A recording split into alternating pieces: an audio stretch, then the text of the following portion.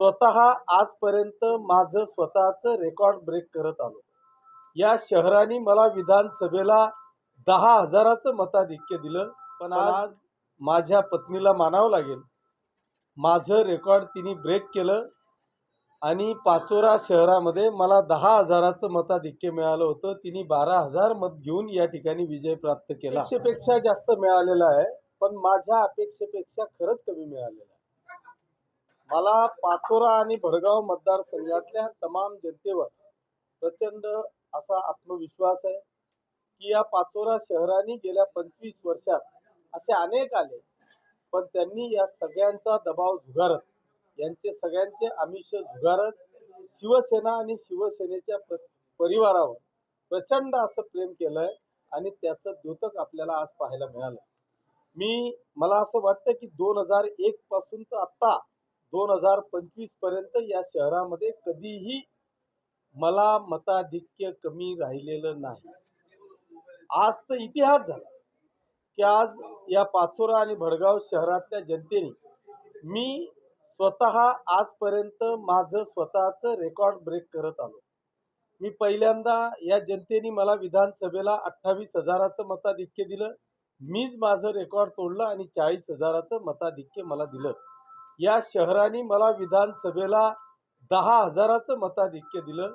पण आज माझ्या पत्नीला मानावं लागेल, माझं रेकॉर्ड तिने ब्रेक केलं आणि पाचोरा शहरामध्ये मला 10,000चं मताधिक्य मिळालं होतं. तिने 12,000 मत घेऊन या ठिकाणी विजय प्राप्त केला. हा खरा म्हणजे एक इतिहास या ठिकाणी झालेला आहे. त्याच्यामुळे पाचोरा आणि भडगाव शहरातल्या तमाम जनतेचे मी मनापासून आभार मानत असतानाच माझा हा पाचोरा आणि भडगाव शहरातल्या जनतेला आजचा हा विजय त्यांना समर्पित करतो. आत्मविश्वास होता. मला नेत्यांशी कोणाशीच काही घेणं देणं नाही. जर का माझ्या मतदारसंघातली जनता माझ्या पाठीशी इतकी खंबीरपणे कायमस्वरूपी उभी असेल तर कितीही नेते येऊन गेले तर त्यांना मी डगमगत नाही. आणि त्याच पद्धतीचं दाखवून देण्याचं काम माझ्या जनतेने केलं. मला इतका मोठा प्रचंड प्रमाणात यश दिलं, परंतु दुर्दैवाने भडगाव शहरात 4 जागा गेल्या आणि पाचोरा शहरात माझ्या 6 जागा गेल्या. त्या 100% अनपेक्षित गेल्या. एक जागा तर 19 मतांनी गेली, एक काहीतरी 40-45 मतांनी गेली.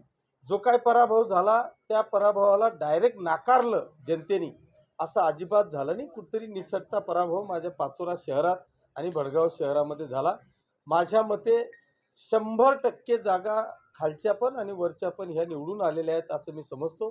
दुर्दैवाने ज्या काही पाचोरा शहरात 6 आणि भडगाव शहरात 4 जागा गेल्या, मी त्यांचं देखील माझ्या नगरसेवकांचं अभिनंदन करतो.